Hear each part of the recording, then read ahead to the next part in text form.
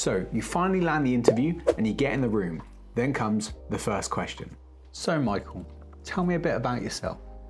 Yeah, okay, so I'm Mike. I'm here for the interview. Great to meet you. What you do in the first 30 seconds of an interview is going to form the first impression that that company is going to make of you. It's a critical time and it will make a big difference to how likely you are to get the job. Instantly, the interviewer will form an impression of you, and in their mind they'll be saying, oh, this could be a good one, or this is already a waste of my time. So I'm going to show you how not only to nail this question, but how to use it to get your interview off to a great start and set yourself apart from other candidates. Just before I do that, I was after a quick favor. This is a new channel and we're working really hard to bring you great content about careers, interviews, personal development. So if you could consider hitting subscribe, that would be really helpful. Thank you. So there are 3 steps to absolutely nailing the opening 30 seconds of your interview. Number 1, prep work that you can do before the interview. Basics, just the must-have stuff. And the big moment itself, how to answer that opening introductory question. Prep work.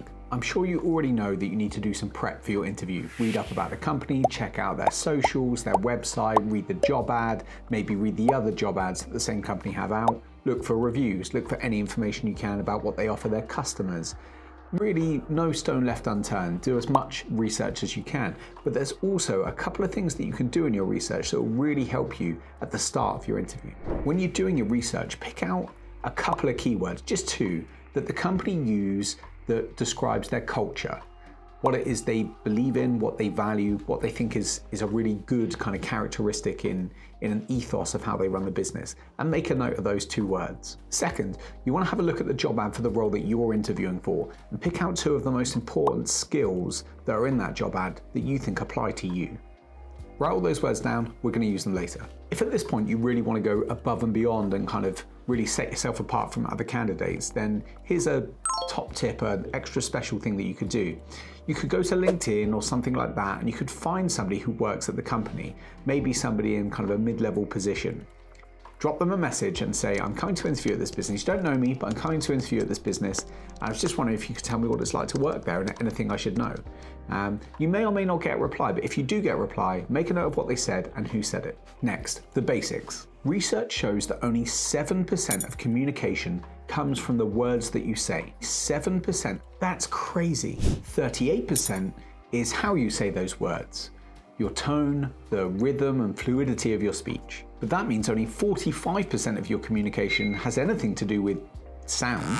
The other 55% of communication is all non-verbal. That means your appearance, your posture, your body language, your eye contact, and your mannerisms. So there are some basics that you want to get right here to make sure you get off to a good start. Firstly, dress appropriately for your interview. That might sound obvious, but some people just don't get that.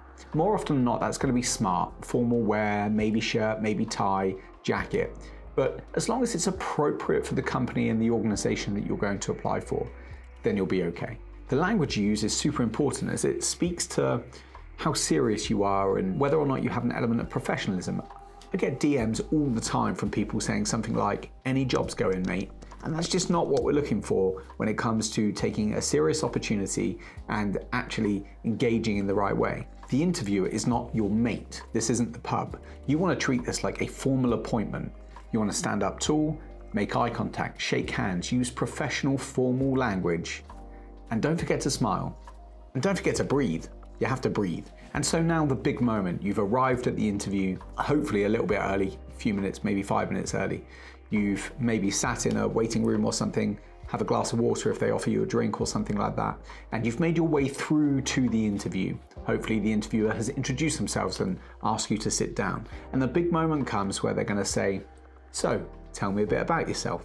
And now we're going to use what we've covered so far to make that answer really strong and really compelling. The first thing to know is at this early stage, they're not really asking for your life story. When they say tell us about yourself, they don't mean your favorite film, where you were born, or what you did last weekend. They're talking about your professional profile. So here comes the structure that I would use to answer this question. Yes, of course. So I'm Age. I've spent the past time doing X. I'm now looking for an opportunity to use my A and B skills and progress with a company that values W and V. I was excited when I researched this role and I spoke with Sandra from Customer Services. who told me what a great place this is to work. I'm so excited to be here, and I'm looking forward to discussing the role further. So let's break down what I'm saying there and why. Yes, of course, so I'm Age and I've spent the past time doing X. So they've just asked the question, tell me something about yourself. So that's why we're opening with, yes, of course, I'm Age. Just to tell them something about ourselves and kind of kick that bit off. But then very quickly, we're moving into a conversation about professional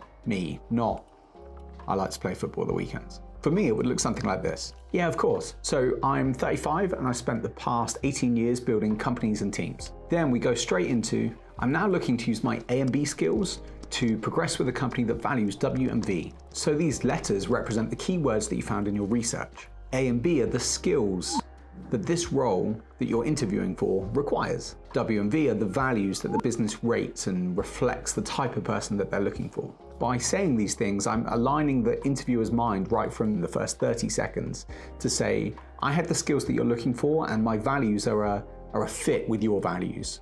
Right from the word go, we're putting that right in the head early on. It's a good start. Next, I was excited when I researched the role and I spoke to Sandra from customer services who told me what a great place this is to work. So this is really powerful. It tells them that you've gone not only to the lengths of doing some research, which a lot of candidates do, but you've actually gone one step further than everybody else and you've reached out to somebody and you've got some feedback about the culture of the company. And it tells them that you are somebody who goes above and beyond, you're somebody who really cares about this role and you're a serious candidate. You're now in a very good place and you're only 15 seconds into answering your very first question. So the final part of your opening, I'm excited to be here and I'm looking forward to discussing this role further. You're telling them you're excited and you're also taking some control back. You have to remember that these things are a two-way street. You're interviewing them as to whether you want to work at the company almost as much or just as much as they're interviewing you. People forget that.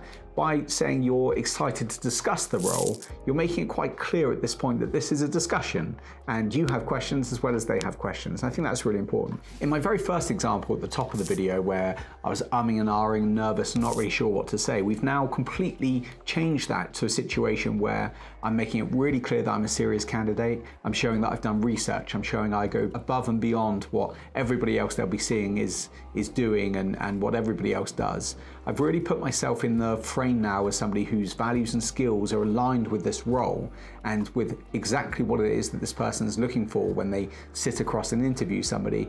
And I've kind of made it clear that this is a serious conversation we're about to have about a role and an opportunity.